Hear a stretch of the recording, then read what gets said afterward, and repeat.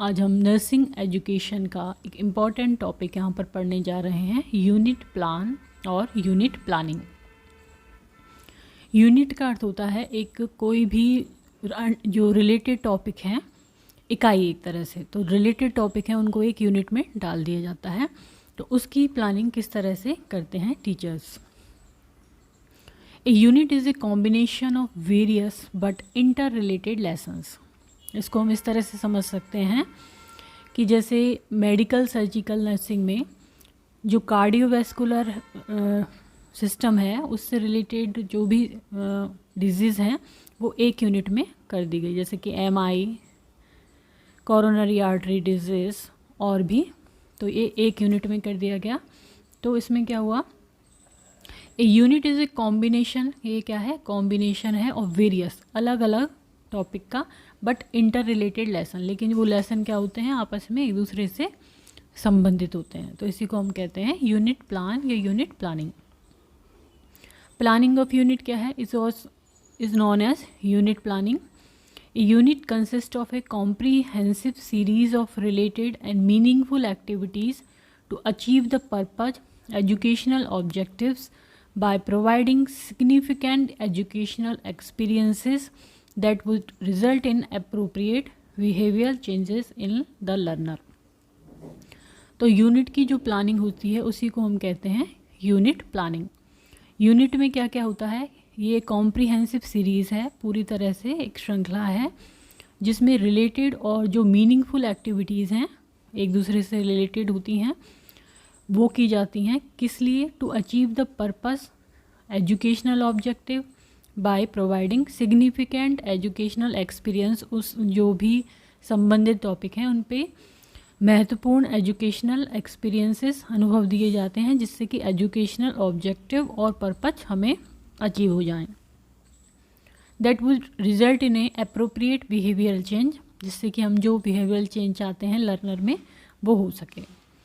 इसका एग्जाम्पल हम इस तरह से समझ सकते हैं, जैसे कि हमें स्टूडेंट्स को बताना है कार्डियोवैस्कुलर सिस्टम के बारे में, तो जो वहाँ पर कार्डियोवैस्कुलर सिस्टम में जो सबसे इजी टॉपिक्स हैं उनको हम स्टार्ट करेंगे पढ़ाना, और उसके बाद धीरे धीरे हम जो हार्ड लेसन्स हैं उनकी तरफ जाएंगे, और इस तरह से हमारा ऑब्जेक्टिव फुलफिल हो जाएगा कि लर्नर को हमने कार्डियोवैस्कुलर सिस्टम पूरी तरह से एक यूनिट से हमने लर्न करा दिया।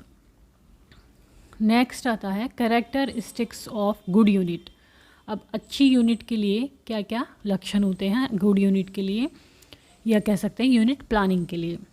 तो पहला है, unit planning recognises that learning take place most effectively in terms of whole rather than of fraction.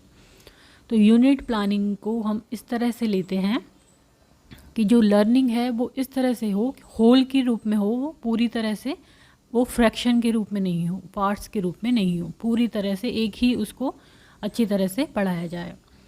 Next है, learning is developmental, therefore provide for vertical and horizontal organisation of learning experiences related to overall aim of the course. तो learning क्या होती है, developmental होती है, इसमें आगे development ही होता जाता है, तो इसलिए इसमें वर्टिकल और हॉरिजेंटल ऑर्गेनाइजेशन होता है लर्निंग एक्सपीरियंसेस का, और इससे ही क्या होता है, related to overall aim of course. तो जो कोर्स का हमारा ओवरऑल एम है, जैसे कि हम मान लें कि जीएनएम कोर्स का, तो उसमें हम पहले उसको यूनिट में पार्ट में डालेंगे यूनिट्स में, और यूनिट्स को फिर हम लेसन्स में, तो इस तरह से इसमें डेवलपमेंट ही होता है। नेक्स्ट आता है, unit planning recognises the necessity for producing for individual difference in the rates of learning and interest. तो ये हम सभी टॉपिक्स में लगातार पढ़ते आ रहे हैं टीचिंग लर्निंग में कि जो इंडिविजुअल डिफरेंस है, हर एक स्टूडेंट का अपना लर्निंग का तरीका है, अपनी एक इंटेलिजेंस है, तो उसके हिसाब से जो है प्लानिंग होनी चाहिए। तो हमें जो वो हर स्टूडेंट का इंडिविजुअल डिफरेंस है उसको रिकॉग्नाइज करना है, और उसी हिसाब से उसको लर्निंग करानी है, और उसके इंटरेस्ट के हिसाब से उसको लर्निंग करानी है। नेक्स्ट आता है, unit planning provides a sound basis for evaluation.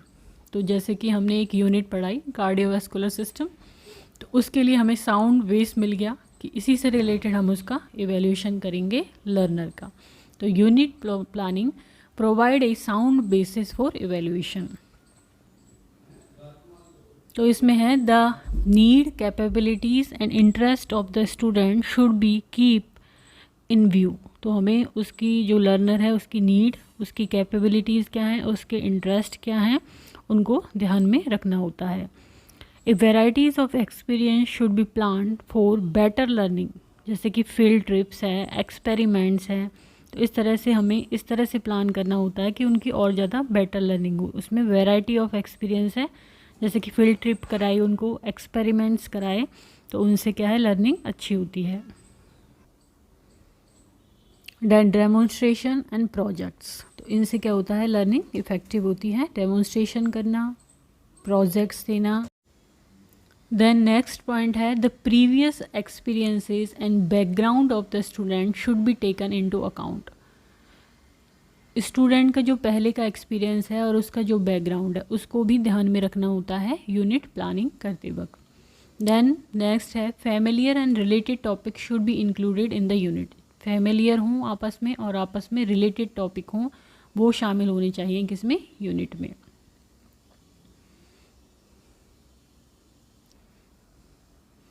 Should be related to the social and physical environment of the student. जो सोशल और फिजिकल एनवायरनमेंट है स्टूडेंट का, उससे भी संबंधित करना चाहिए उसको।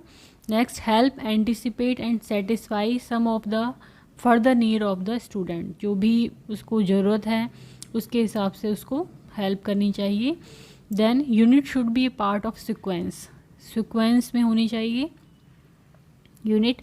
Then cooperative planning of teacher and student. Unit को प्लान करने में टीचर और स्टूडेंट दोनों को ही कोऑपरेटिव प्लानिंग करनी चाहिए, दोनों को ही साथ में कोऑपरेटिव प्लानिंग करके यूनिट प्लान करना चाहिए। देन सिग्निफाई द यूनिटी और wholeness of the learning activities. जो भी लर्निंग एक्टिविटीज़ हैं उनमें होलनेस होनी चाहिए, यूनिटी होनी चाहिए। इसका बहुत ही महत्व है कि जो भी यूनिट में टॉपिक हों वो इंटर रिलेटेड, आपस में रिलेटेड होने चाहिए। Learning by whole and integrated learning, समेकित learning, provision of new experiences. इस तरह से लर्निंग होनी चाहिए कि उनको नए नए अनुभव मिले। Should allow the utilisation of the various resources like text book, journals etcetera. अलग अलग रिसोर्सेज का यूटिलाइजेशन होना चाहिए, जिसमें कि अलग अलग तरह की टेक्स्ट बुक्स हैं, जर्नल्स हैं, और भी जो चीज़ें हैं जिनसे कि अच्छी लर्निंग हो, उस पर ध्यान देना चाहिए। तो एक बार वापस से इसको रिवाइज करते हैं। Characteristics of a good unit. Unit planning recognise that learning takes place most effectively in terms of whole rather than fraction. Learning is developmental, therefore provides for vertical and horizontal organization of learning experiences. Unit planning recognizes the necessity for providing for individual difference in the rates of learning and interest. Unit planning provides a social sound basis for evaluation. The need, capabilities and interest of the student should be kept in view. A variety of experiences should be planned for better learning. Field trip, experiment, demonstration, project. The previous experiences and background of the student should be taken into account. Familiar and related topics should be included in the unit, should be related to social and physical environment of the student. Help anticipate and satisfy some of the future needs of the students. Unit should be part of sequence, cooperative planning of teachers and students. Signify the unit or wholeness of learning activities, learning by whole, integrate learning, provide of new experiences, should allow the utilization of various resources like textbooks and journals. Next हम पढ़ेंगे type of unit.